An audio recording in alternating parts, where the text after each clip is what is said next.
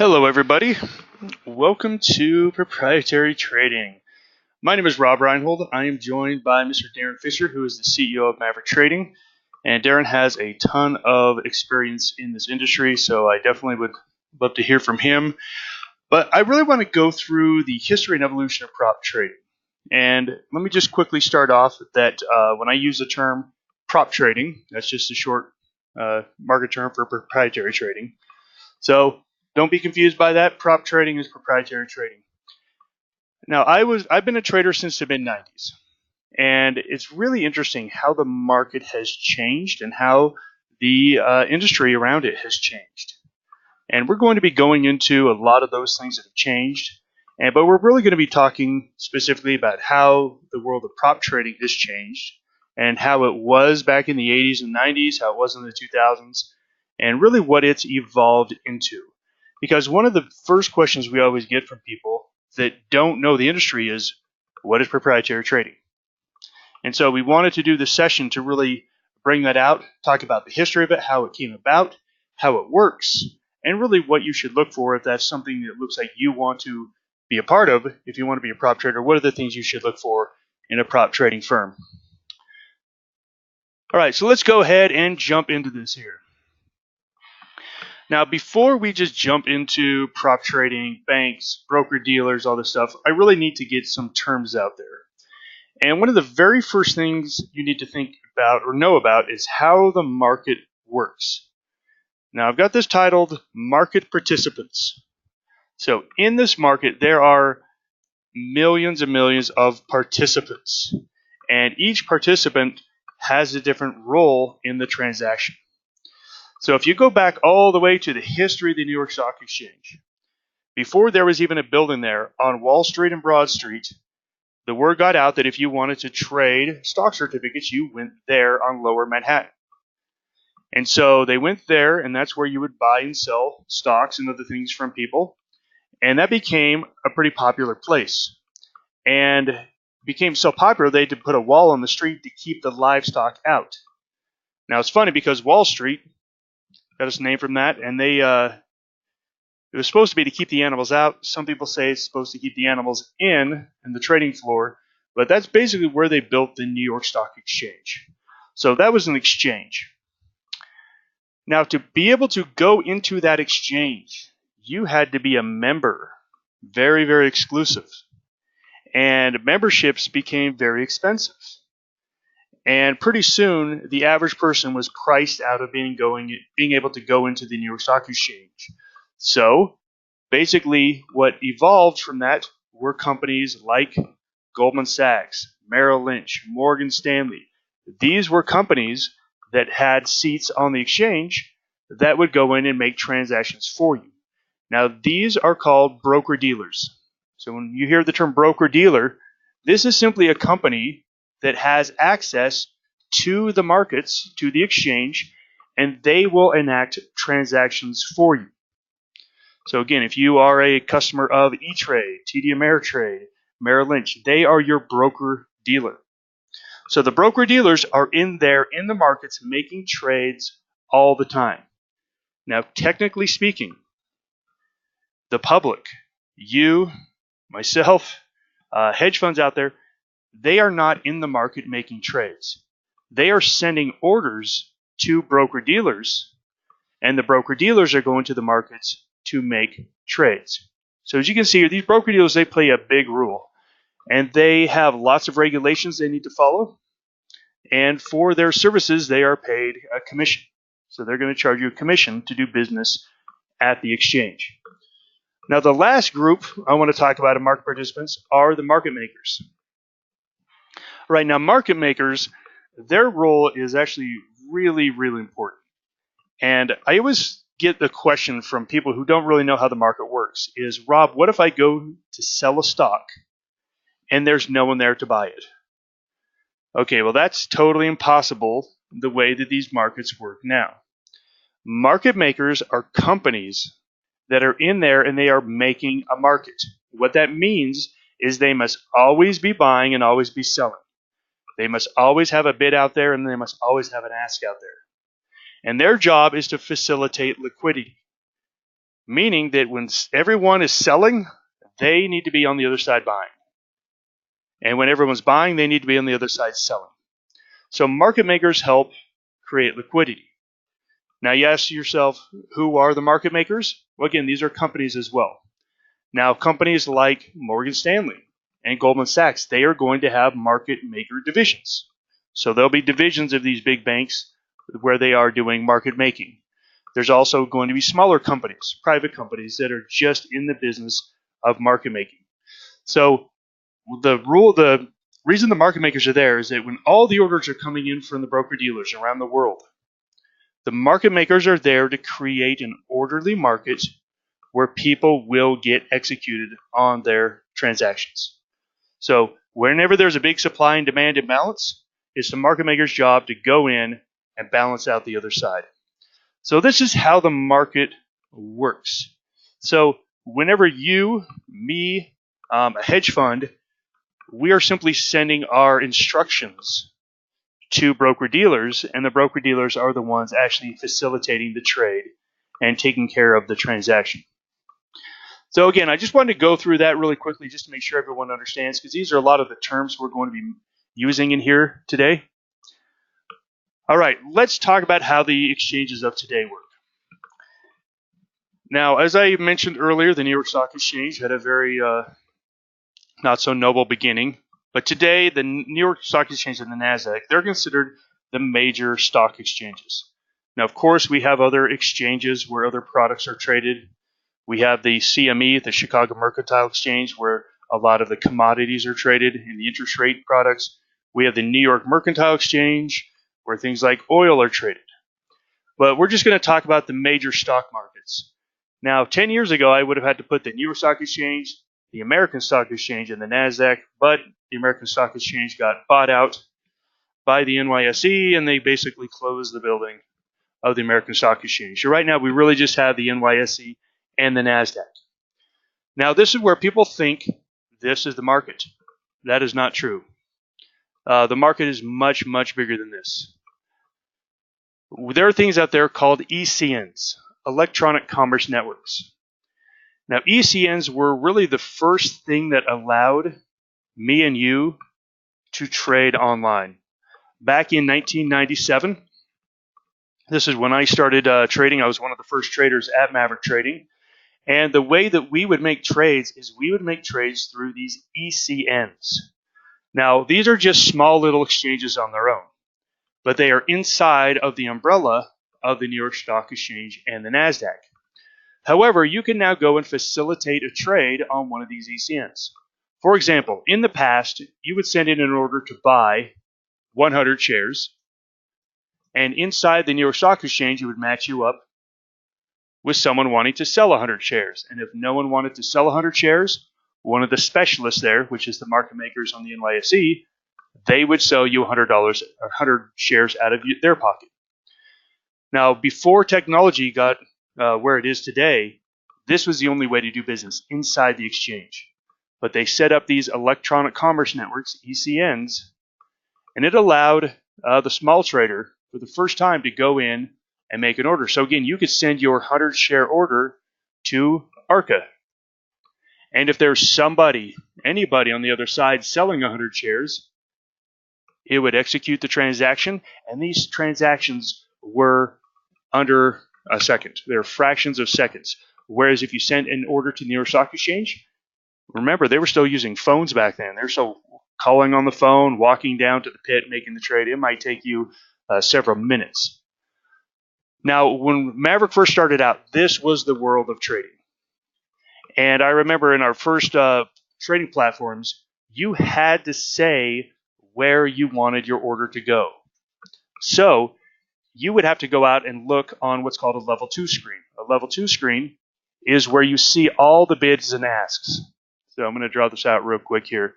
So basically, the level 2 would allow you to see everyone's best bid and ask. So again, you'd see ARCA was on the bid wanting to buy 1,000 shares. That means if I wanted to sell 1,000 shares right now, I could sell it at ARCA. But again, you had to look and see where the shares were available on these exchanges. Now, real quickly here, I'm just going to talk about SOs just for a second because SOs was really the first thing or the first book that was ever written about the small trader and how they could access the market. It's a very old book called The SO's Bandit. And the SOs system was called the Short Order Execution System. Now, your shares had to be under 1,000 shares. You could do 999 shares, but you could send it to the SOs platform, and they put you in the front of the line. So if there was a lot of people or a lot of institutions wanting to get into a stock, and you put an order in on the SOs system, you went to the front of the line and got your execution very, very quickly. So back then, trading was really more about execution than it was about reading a chart, than it was about supply and demand and Elliott wave theory and stochastics. It was more about execution. Now, what happened is once these ECNs got popular and once level 2 got popular, all the institutions started hiding their orders. And the level 2 no longer was working. And then we got the next addition to the exchanges of today, the dark pools. So I know many of you have probably heard of dark pools. And basically, dark pools work exactly like ECNs. Exactly like ECNs, except for one thing. They do not publish their bid and ask.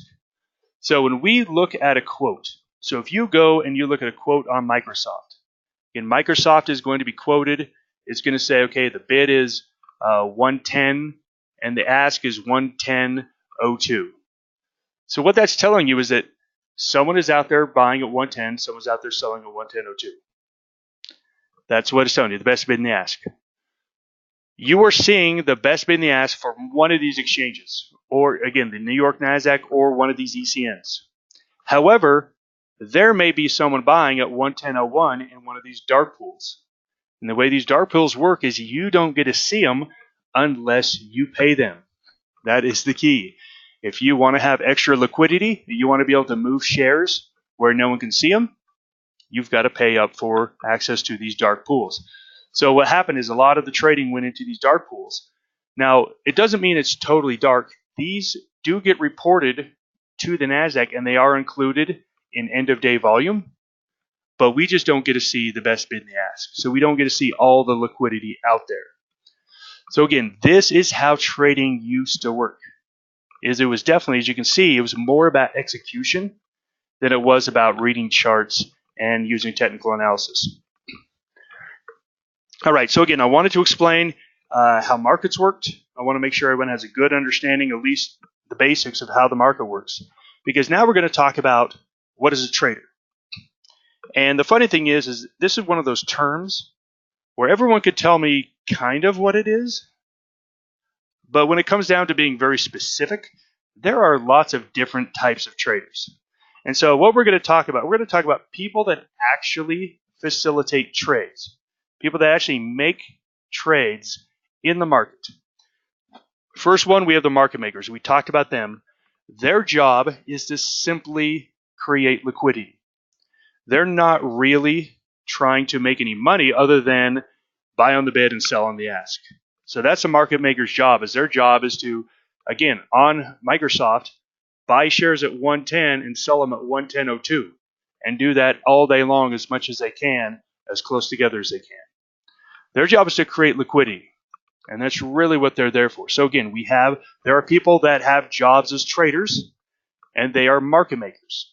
Now again, a market maker is not trying to read a chart. They're not trying to make a couple bucks on Microsoft. That's not their job. All they're doing is to buy off the bid and the ask, try to make the spread, and create liquidity. Next, we have an execution trader. Again, there are people on Wall Street. There are people in New York and Chicago that are execution traders. Basically, they are order fillers. As I said earlier, remember, when you want to facilitate a trade, or when a hedge fund wants to facilitate a trade, they're actually going to send their order to their broker-dealer. So broker-dealers are going to have traders, and these traders are going to fill orders. They're going to get orders come onto their desk. They're going to say, okay, we need to buy 10,000 shares of Intel. And so their job is to go in and buy 10,000 shares of Intel. Now look, they just don't go in and buy at market. They, of course, have to be smart about it. They're going to buy at the right prices and try to get the right fill. But again, they are not trying to make a profit. They are trying to get the order filled for their client at the best price that they can. It's up to the client to determine when they should actually get out of it. But for that trader doesn't care about where the stock is in 4 days. It doesn't matter. So again, as you can see, here we have two traders, market makers and execution traders. They aren't even concerned about reading a chart. That's not their job. Their job is to just facilitate and place orders. Next, we get into a proprietary trader, and we're going to really, of course, focus on this. A proprietary trader is someone who trades for a firm with the firm's capital. Again, that is just the most basic definition of a prop trader. It gets a little bit more complicated than that. We'll go into that. But basically, a prop trader is someone who trades for a firm with their capital. Then you might have a professional trader. Now, these professional traders are actually kind of a dying breed. When I was on the Chicago Board of Options Exchange in 1998, I met a couple of these traders, and these were people that owned a seat on the exchange, and every day they went to work and they traded their own book. They traded their own capital, they traded their own book, and then every day they went home. And it was kind of sad because the gentleman I was talking to there was telling me that sometimes he doesn't even come in because it's easier for him to trade at home through through their trading platform. And he said that really it's kind of a dying breed. And Maverick Trading, we do our Maverick Summits every 3 years in Chicago, and we've done them all at the Chicago Board of Options Exchange. And it's kind of sad. Every time we go there, it gets a little bit more vacant, less people there, a little bit less business. So again, but this is a professional trader. They are trading for their own company with their own funds. And then really you have a retail trader that's similar to a professional trader. They're trading their own funds again, but they're not doing it in a professional manner. They're doing it more as a hobby. And we meet a lot of people that are retail traders. And really the differences between a retail trader and a professional trader and a proprietary trader is really effort and technology and capital. That's really the difference between. So this is what a trader can be. As you can see, a lot of people are traders that may not know how to read a chart. Market makers, execution traders, they don't care. But the people that really know, again, are the prop traders and the professional traders. They're the ones that are going to be the most sophisticated when it comes to what a trader is. All right, so let's talk about the beginnings of prop trading. Okay, so prop trading, again, is where a trader trades, again, and again, I'm going to use their own strategy. So a trader isn't following orders. A trader isn't reading out of a book. A trader is making the investment decisions, and they're making decisions based on what their analysis is. Now, the way this came about is that one bank years ago looked around and said, wow, we've got all this money from depositors. So again, imagine a bank took in $30 million of depositors, and let's say they loaned out $5 million. One day someone looked and said, hey, there's $25 million just sitting there. Why don't we use it to make some extra money? We don't have enough loans to give out. Why don't we take that $25 million and make investments on behalf of the firm? So that's basically how props trading started. So what happened is banks, they went in and hired people. Yeah, Rob, I just want to hop in here really quick. Back in the Great Depression, they had the Glass-Steagall Act that came out that forbid this activity. But over the years between the Great Depression and really 2008, various aspects of the Glass-Steagall Act got eroded away and allowed the wirehouses to be able to do this. And when you go down into your last point here about the Volcker Rule, that really tightened it back up. But it was really the eroding of Glass-Steagall that allowed them to do that. And one other thing here, when we're talking about an actual prop trading firm, we need to delineate between the two of them. There's really two types of prop trading. One is institutional prop trading, and that is your large firm. Generally is going to have an office. A large stable of traders, but they're trading institutional grade capital, and that's generally defined as at least 100 million under management, and that really came about in the 1980s as well, when people were looking around and there was possibly no more upward mobility for them. If they had the institutional contacts, they may decide to go out and run a hedge fund, or if they didn't want to run other people's money. And just wanted to trade, then they would open up their own institutional proprietary trading firm. So I think going forward, we're going to have to we're going to focus mostly on what is now known as the retail prop firm. Darren, and if you can tell, Darren kind of knows his stuff on this, and Darren became one of our traders back in 2009, and I'm telling you what, he's been just a wealth of knowledge and information. So thank you so much. As Darren said, basically the transformation was the bank started this all. They put depositors' monies at risk. Then all of a sudden it became either out of favor or illegal. And so what happened was these private trading firms popped up, and they basically said, hey, we will hire these traders. And Goldman Sachs is really the name that comes to mind. They did this better than anyone else. They didn't really start off as a bank or really a brokerage. They started out as a trading firm, and they grew into this giant financial institution from basically having really good traders. The problem is that it stopped working. The big banks got out of the business. The small companies came in, and they said, hey, we will provide the liquidity for these people that want to trade on a professional level. All right, so let's kind of talk about how that worked out. So again, the early years of prop trading, it was all done in an office. And so you really had to be in New York or Chicago, and primarily New York. And these firms, they would open up these trading floors like you can see right here, and they jammed people in side by side and said, hey, your job is to start trading. Now, the way that it worked back then is all of these trading firms were broker-dealers.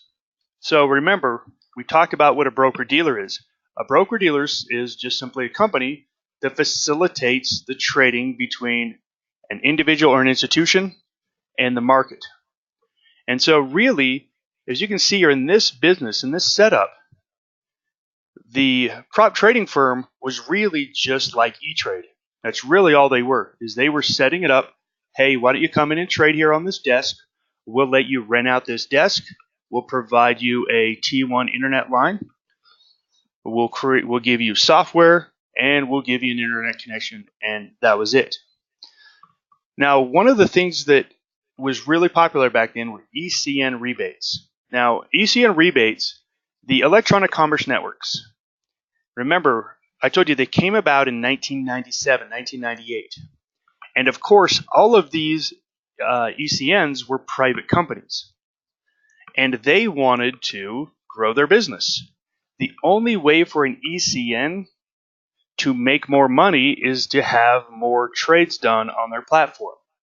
So one of the things they did is they incentivized traders, hey, if you make 100,000 shares of orders on our platform, we'll give you rebates. We'll pay you for that liquidity. And so what happened is they started to pay this liquidity out. So of course what happened is all the traders, they flooded into these ECNs. The volumes went up. And pretty much the game back then in the early years of prop trading was you kind of tried to break even if you could. Of course you tried to make money, but as long as you broke even in your trading, you would make money from these ECN rebates. And the proprietary trading firm, they were happy if you could just break even because you just generated a whole lot of commissions. Because remember, you're trying to trade as much as you can to get ECN rebates. And so as you can see here, it wasn't very good for the trader. It was good for the ECNs, it was good for the prop firm, but it really wasn't good for the trader. And so that really only lasted a handful of years. And really the structure of the prop game was most requirers were required to have skin in the game. Back in the old days, when you got hired on by a bank, you traded the bank's money, and you really didn't have any skin in the game. But as the business changed, these prop firms said, hey, you know what? I need you. I'm going to give you X amount of dollars. I need you to have this much in there alongside of it. And then they basically gave you leverage on that amount. So the early prop firms was all about leverage. Hey, you give us 2K and we'll let you trade, 10 times that amount. And so really they talked about 10 times that amount, 20 times that amount. Now, of course, the firm could give you what leverage they wanted, and that depended on your trading experience and things like that. But again, you rented a desk with a computer, software, state-of-the-art internet connection. I know that there were prop traders in the early years that were paying over $1,000 a month for all these things. So if you take a look at, I've got to clear $1,000 a month. I've got to make as many trades as I can to try to build in my ECN rebates. You could see that was just not all that good of a setup for the trader. And again, traders could only trade equities. Back then, the options market wasn't as developed as it was. The currency market wasn't as developed as it was. And really, the only game in town was day trading equities. So when you went into the shop, you didn't even have a chance or a choice to make any other trades other than heavily traded equities on major U.S. exchanges. All right, so as you can see here again, the reason why this didn't last very long is that it wasn't set up to benefit the trader.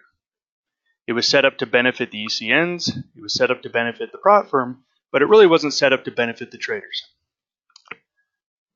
As you can see, the trader was cut off from trading if losses were greater than the risk deposit. So even with that, again, you can see it was very good for everyone but the trader. Next up comes the Great Recession. So really, a lot of these firms were already teetering. And basically, the Great Recession really took a toll, not only on prop firms, but really all of Wall Street. I mean, we had major banks going out of business. We had the government on the edge of collapse. Well, sorry, not the government, but the financial system on the edge of collapse. The government has to come in and bail everyone out. And because of that, there were a lot of rules that were created that came out of that financial crash. And that's, it's what we do as human beings. One of the things I remember is that when we had the pipeline that broke in the Gulf of Mexico, and it was just spilling out all of that oil into the Gulf. I mean, it was horrible. It was terrible. And what we did in America, we said, okay, no more drilling in the whole Gulf of Mexico. And I thought to myself, well, geez, we've been drilling in the Gulf of Mexico for 50 years. And this is the first time it's happened, and we're going to all of a sudden now just say no more drilling? I'm like, okay, look, that's what we do as human beings. And so after the Great Recession, everyone freaked out. Every regulator came on and said, okay, we are going to tighten everything up. And so a lot of things changed. And that business model of the early prop company, it did not survive that. And one of the biggest things that really killed the old prop trading firms were the deterioration of commissions and spreads. I remember my very first trade I ever made. This was probably back in 1995, and I traded on Schwab.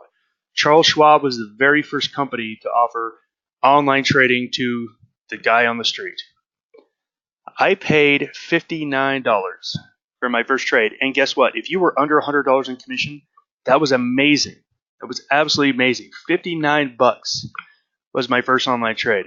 When I started trading professionally at Maverick, it was $22.50. That was the commission. Guess what? That's way better than $59. Look, I'm no dummy. That's way better. It's funny, everything's relative because you're probably gasping like, oh my gosh, that's a ripoff. That was a great rate back then. What happened is commissions came down to almost nothing. And if your business was determined by having those commissions in, and you didn't have profitable traders, it didn't survive. So we had a lot of the firms that have been the early movers, like the Ascent Tradings, the Echo Tradings. They got out of the business. They just left. So it came to be that trader profitability was the only way for prop trading firms to survive and be profitable. Now, Maverick Trading, we started as a broker-dealer. We actually transitioned away from broker-dealer. We sold our broker-dealer business off to Terra Nova Trading in Chicago. And we made this change to, hey, let's only take profit splits from our traders.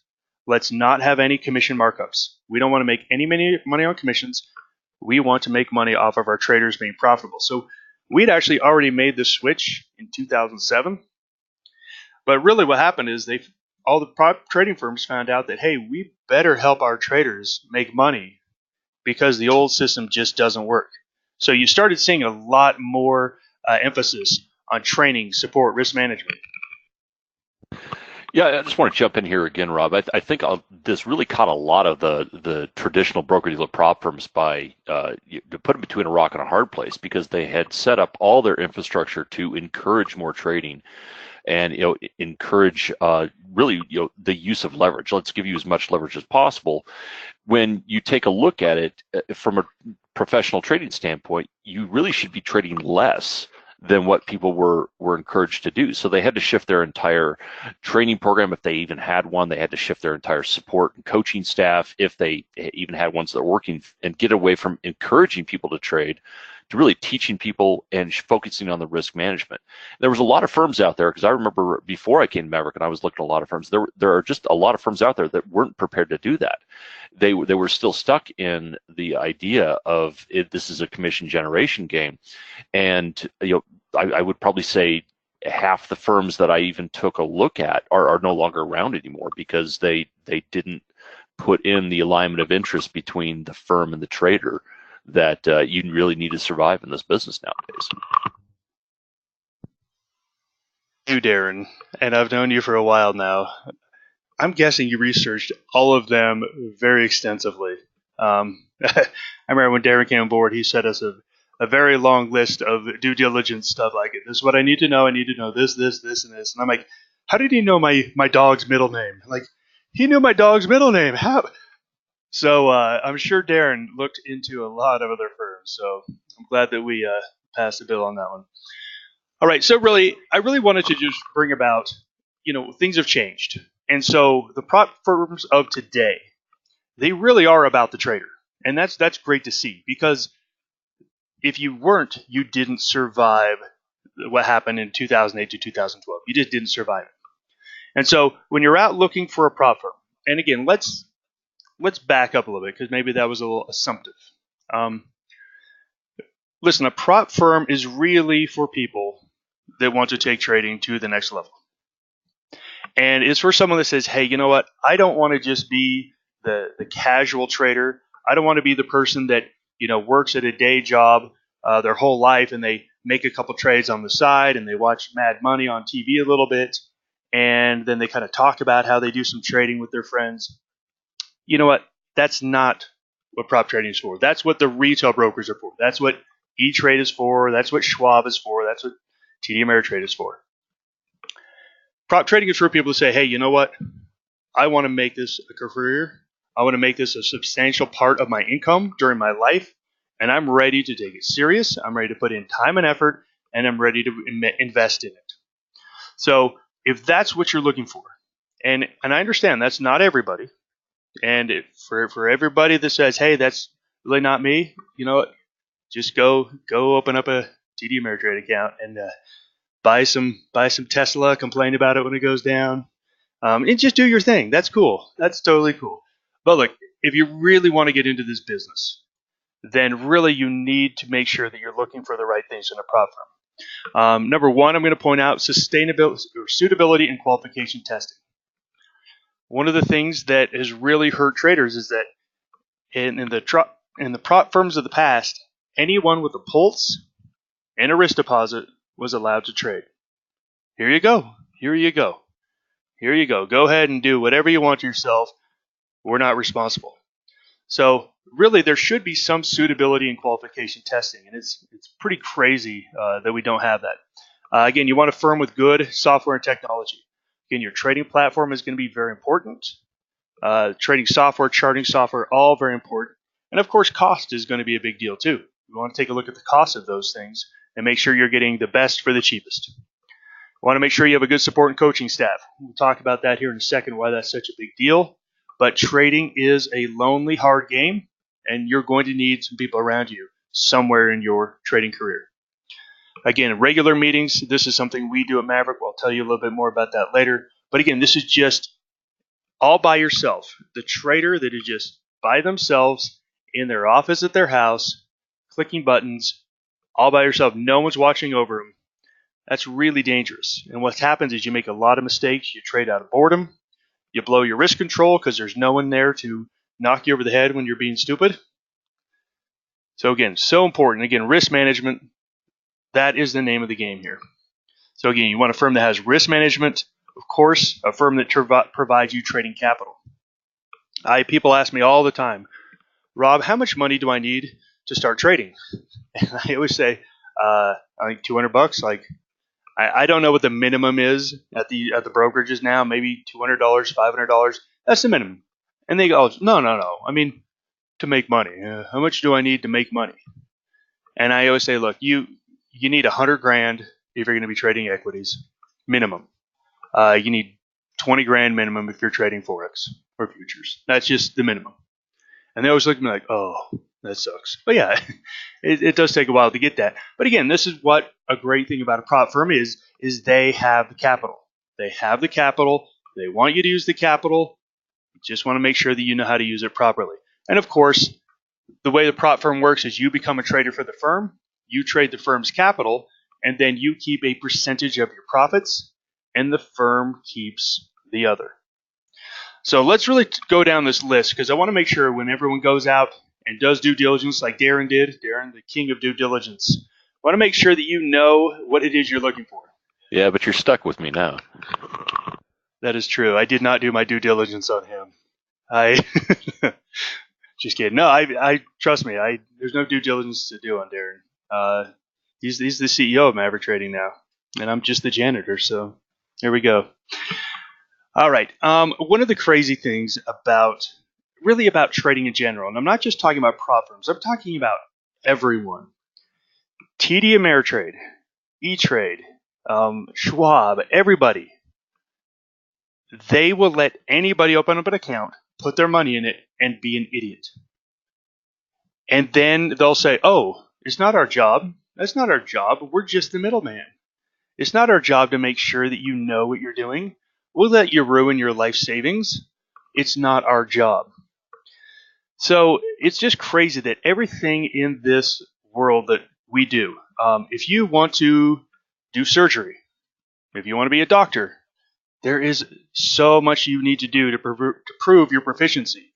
You've got to go to med school. You've got to do residency. You've got to pass tests. You have to prove that you are capable of doing surgery. If you want to be a lawyer, you can't just decide to be a lawyer one day. You got to go to law school. You got to pass the bar. You've got to prove that you have what it takes. And again, I know those are pretty, okay, doctors, lawyers, to cut someone's hair. Do you realize that to be able to cut someone's hair, you can't cut someone's hair professionally unless you go to classes, do practice, and get qualified and certified to cut someone's hair. So in all other professions, we have all these, okay, this is what you need to do. But you know what? TD Ameritrade will say, oh, just put some money in and just go for it. And again, it's really dangerous to people. So again, the prop trading firms of the past, they kind of did this. They let anyone in the door, and they said, just go for it. And of course, most of them failed. And they said, oh, well, we made our commissions and we're happy. So I like trading firms that have some upfront commitments and basically have it to where you have to prove proficiency. I know at Maverick Trading, we have 3 requirements for people to trade live for the firm with the firm's capital. They've got to pass our online tests. They have to develop a written trading plan and submit it to management. And they've got to trade 2 months in a demo account and show profitability. And again, if they're already trading in a demo account or they've been trading in real life, we just need to see the last 2 months of statements. That's it. So basically, we're saying, okay, let's make sure that you know at least what you're doing. You've passed tests. And again, if you need help passing the test, we've got tons of training programs that show you everything. But again, let's see you pass tests. Let's see you put together a written trading plan that says, this is how I'm going to trade. This is what I'm going to do when X happens. This is what I'm going to happen when Y happens. And this is what I'm going to do when Z happens. To where you've already pre-planned out everything. And then you've shown us that you can actually follow that trading plan. Once you do that, guess what? You're able to trade firm capital, Maverick. Yeah, I just want to touch on the trading plan here really quickly, Rob. What before I came, I had a trading plan in my head, and of all the people that I've talked to over the years I've worked here, they've really liked this idea of a trading plan. And what we found is that when things are going against you, people can be like a deer in the headlights. They don't know what to do because they haven't planned it out beforehand. Having a written trade plan this is the business plan of how you are going to trade the firm's capital, how you are going to make money, how you are going to support yourself as a trader. And you should always plan that exit, but you should also have some contingencies in place. And I've spoken with people that had been trading, either floor traders before. Some were former market makers.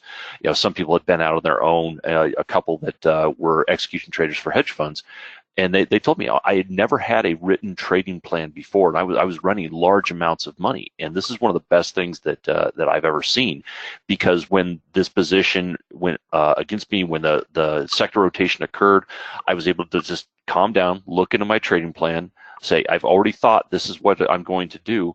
And it was no longer a question of what am I going to do? It wasn't even a question. It was, this is what I'm going to do.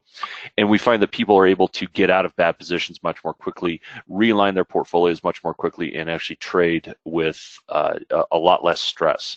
So we really need to stress. If you're looking at another prop firm, make sure that they require you to have a written trading plan. It's just crazy that we don't do that. I mean, if you think about it, like being able to have someone drive a car, like you have to take classes, you have to pass proficiency tests. Like it's such a dangerous thing to allow people to just put their money in and trade these markets, because trading is tough. Trading is tough, and it takes some time and effort. Right. Next thing you want to make sure is make sure to look into their technology and their software. So first up is their trading software, their execution software. So every prop firm is going to have a different trading software. Some are going to use things like Lightspeed. I know we started with Realtic. We're now using Trader Workstation. But really what you want is you want a platform that has good, fast executions and that can handle what you are trading. So the style of trading is going to determine what your trading software needs to have. Again, you're going to need good charting. All trading nowadays is based on charts. There's no more, just trading off your gut. That never worked. Everything is done off of charts. So you need good charting software. You need good accounting software, journaling software. And again, if you have any sort of, communication software, what I mean is like, if you are having meetings or chat rooms or things like that, make sure that software is up to speed as well. A big part of your career and your life in trading is going to be done on software. Those are your tools. So just like a builder, you want to make sure you have the right tools for the job. In trading, you want to make sure you have the right tools. And let me stress again, trading software. And let me also make a little push for mobile trading. I absolutely love mobile trading. So make sure that your firm has mobile trading available, because I remember when I first started in this business back in 1997, I was basically chained to a desktop. I remember you couldn't get all we had was flip phones back there, and you couldn't get internet into your house other than dial-up internet, so you couldn't trade it at your house. I had to be at the Maverick trading office to make a trade. I had to be there. And so from 7:30 to 2, I'm on Mountain Standard Time, I had to be there. And I remember several times being out with my wife and saying, hey, I need to be back at the office before the market closes. And she didn't want to leave. She's like, oh, no, I don't want to leave. I'm like, whoa, wait a second. I do not want to hold these positions overnight. They've got too much risk. I need to go. So I would end up having to drive to the office, close out my trades, and then come back and pick her up, sometimes 20, 30 minutes out of the way. I love mobile trading. It has allowed me to have a much better life. And again, it allows you to do all these amazing things. So, I have now traded all over the world. I remember I was trading in a cave hotel in Turkey, in central Turkey, in Cappadocia, when Bear Stearns went out of business. And I remember making trades to go there. I've traded in Easter Island, out in the middle of nowhere, which was just crazy. And I remember when Donald Trump became president, I was in Germany, and it was like 2 a.m. there, but I was right there trading. It was all able to be done on a laptop or a tablet or a mobile. So again, highly recommend just make sure that you have mobile. It makes your life so much better. I'm so happy about mobile. If you can't tell, I think you can tell that it's changed a lot. All right, trader support. All right, so trader support, again, this is where you want to have a team with you. As I said earlier, trading is a very lonely game, and having regular meetings to go to really help. And then one of the things we love to do at Maverick is we love to meet. We love to meet with our traders, and so we do group meetings. And specifically, every single week, we always meet on Sunday night, and we get ready for the week ahead. We have our trading room, which is our stock and options division, at 9 Eastern Time, and at 10 Eastern Time, we've got our FX division. And basically, we talk about the trades we're looking at making for the week and the outlook we have for the week. And then we have another session, we call it the midweek update on Wednesday, where we basically say, okay, this is what's happened in the past couple of days. This is how we're changing our outlook. These are some of the trades we're looking at now. Now, we do those every week, and then we're always meeting in between those, sometimes with just education classes, sometimes with Q&A classes, sometimes with training sessions on software. But again, it really helps a trader be involved in trading. Instead of just being at home all by themselves with maybe a book or two, it allows them to really be part of something. And then when it comes down to it, all of our traders have access to individual support. So if you need help on charting, guess what? We have a charting specialist. We'll help you with charting. You're having a hard time putting together a call ratio back spread, or you're having a hard time even knowing what that is. We've got a specialist that we can set you up with, and you can have a one-on-one session with them to go over it. Psychology sessions, this is a big one, and this is one that I like to do with our traders. Trading psychology is so important. It takes about 6 months to learn what I call the X's and O's of trading, but it takes a couple years after that to really get your psychology down. So this is a big part of Maverick. We work a lot on, okay, this is how you're likely going to feel when this happens. And when you feel this way, you're likely going to make this mistake. Now, if you know that, and then you start to feel that, all of a sudden, you now have the power to choose differently. When you actually go through, this is the choice you want to make. Or better yet, as Darren said, why don't you fall back to your trading plan where you already decided what you were going to do. So again, everything is there to, again, help our traders become the most profitable they can. Because in the end, they, our traders are our biggest assets. If our traders don't make money, we're not going to make money as a firm. All right, so again, analysis of trading results. One of the things that's always important, like a coach, coach is always checking in on you, making sure, okay, did you go a little bit further today? Did you do a little bit more? If you're in athletics, hey, did you run a little faster today? Let's look at your results. Let's analyze the tape. Let's look and see what you did wrong. And it's all in the support of improvement and getting better. All right, now this one, I really just should have spent 30 minutes on this one alone. This is everything. Now, look, I've been trading for over 20 years now. I have no idea how many trades I've made, but I know it's probably at least over 50,000. It's at least 50,000, if not more. I've made money on a lot of trades. I've lost money on a lot of trades. I've broke even on a lot of trades. I've had trades that were spectacular winners, and I have trades that were abysmal failures. That's the name of the game.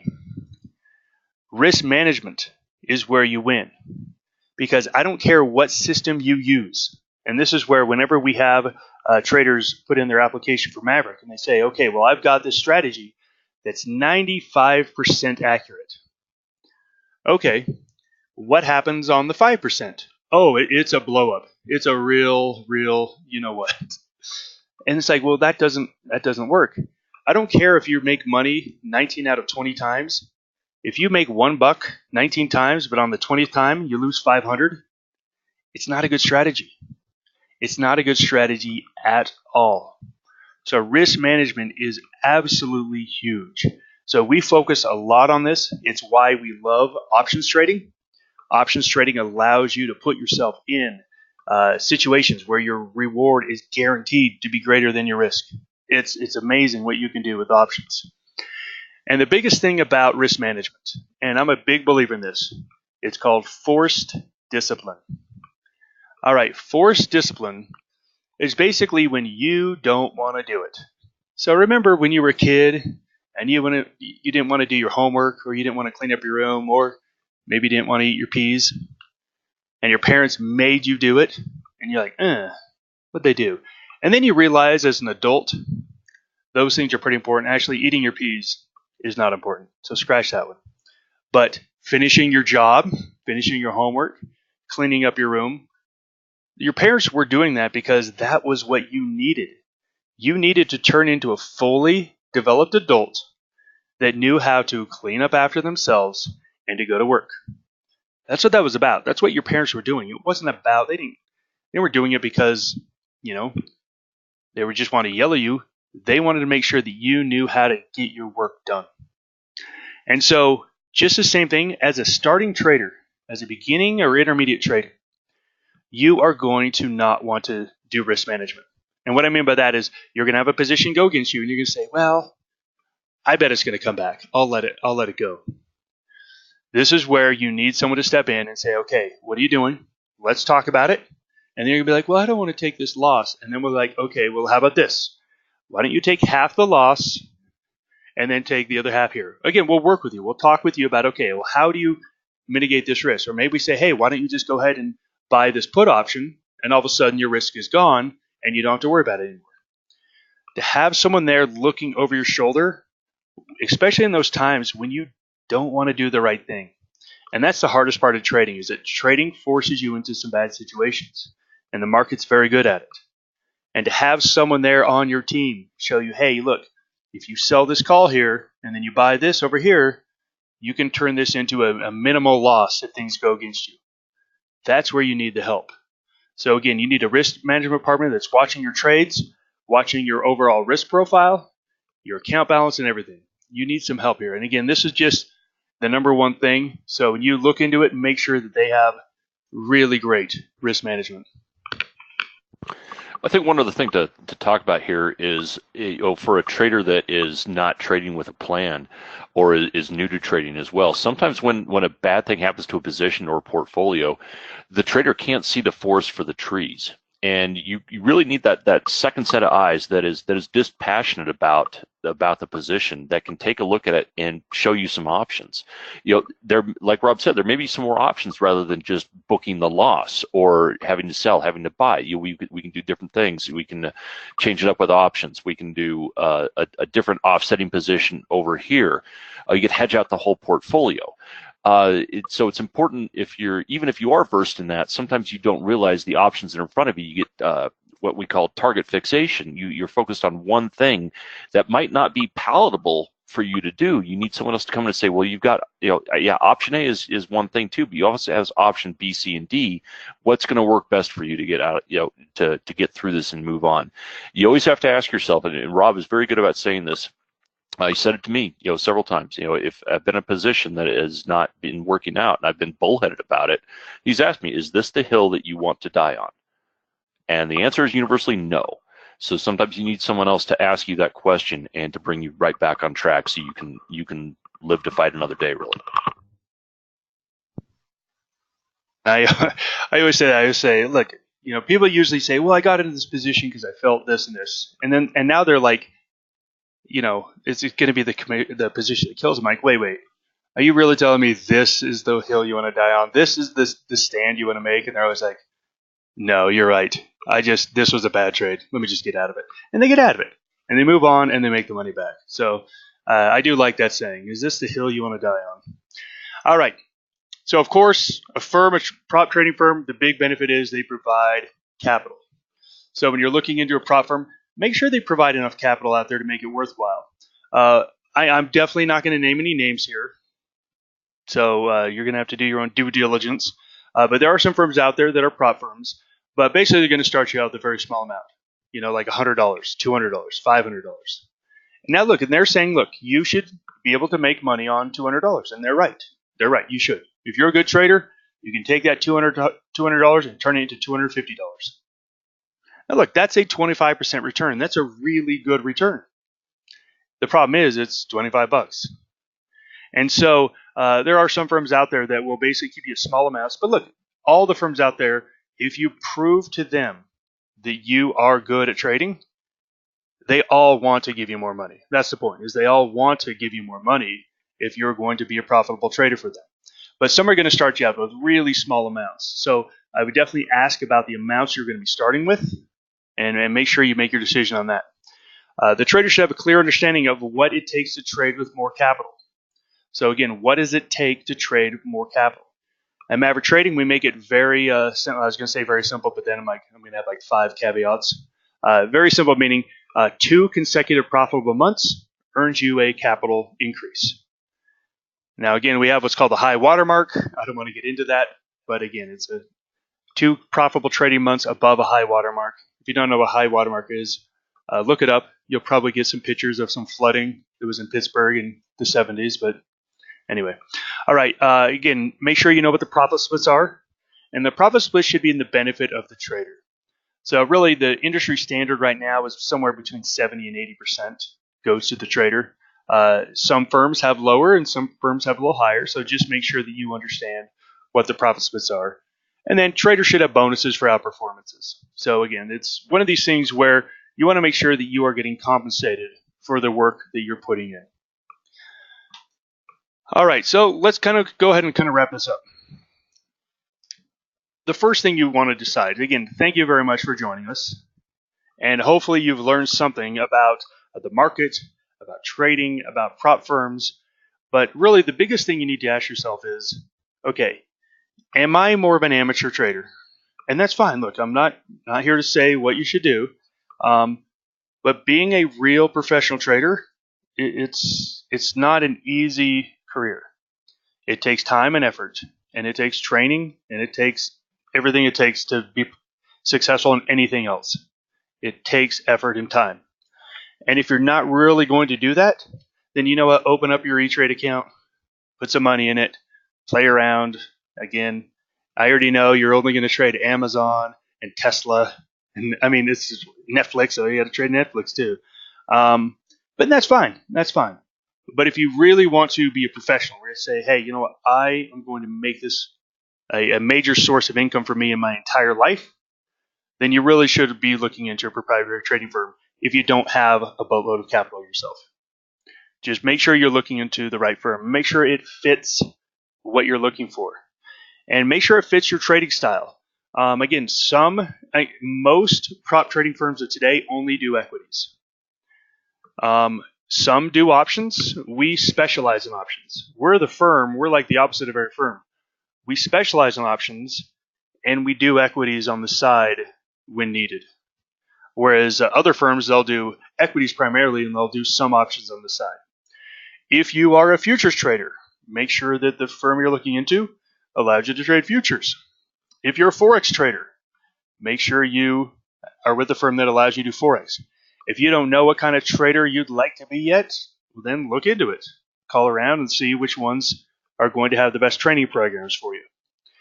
Because in the end, even the most experienced traders, I have people that come into Maverick that have years and years of experience, and they watch one of our videos, and they say, oh my gosh, I never knew that.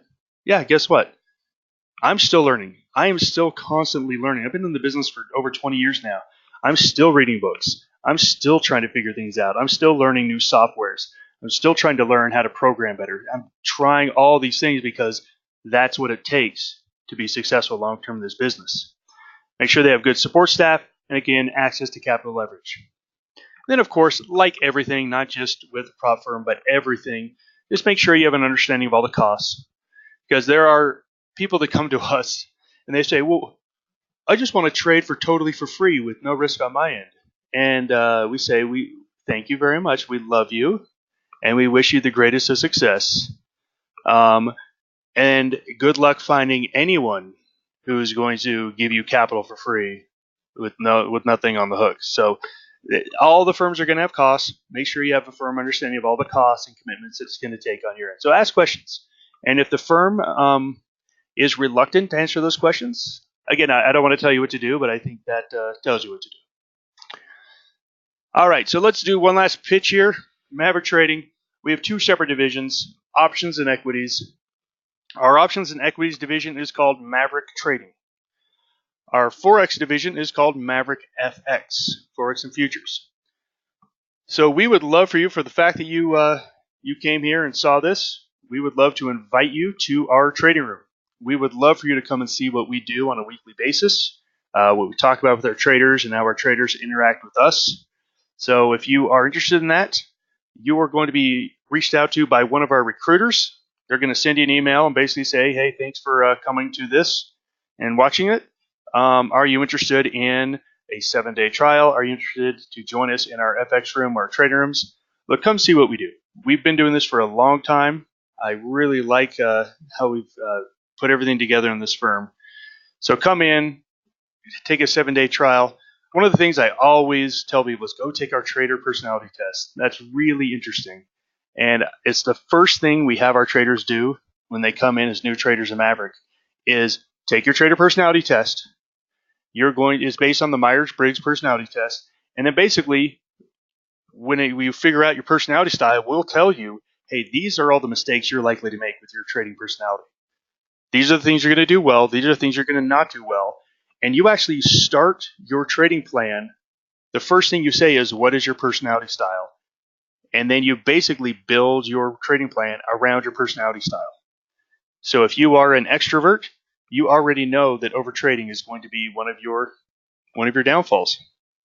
So you're going to start writing your trading plan right away of how you're going to avoid overtrading.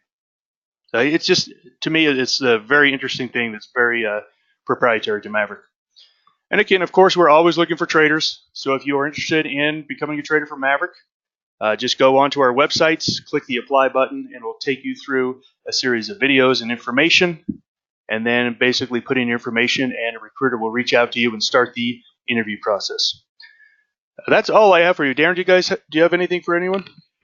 No, Rob, I think you covered it pretty well. Again, thanks everyone for coming. And as Rob said, the recruiter is going to reach out to you, see if you're interested, and be able to answer any other questions you have. And we look forward to seeing you in our trading room this weekend. Thanks. One last thing. Darren wrote a very, very substantial paper. So if you want to just fact check me to see if Darren knows how to do due diligence, Darren wrote a research paper. I'm going to call it a research paper. He wrote a research paper on the history of prop trading, and it's on our website. Go to Continuing Education and go to History of Prop Firms. How many words is that thing, Darren? About 6,000, I think. That's it? Just 6,000? Or I thought it was 60,000. No. It needs more pictures, Darren. It needs some pictures and some animations. All right, so go check that out. Hey, thank you so much for joining me. I love to talk trading, and hopefully you can tell it. I will talk trading. Even if there's no one left to listen to me, I'll probably still be talking about it. So thank you so much for joining me. Everyone, take care. Goodbye.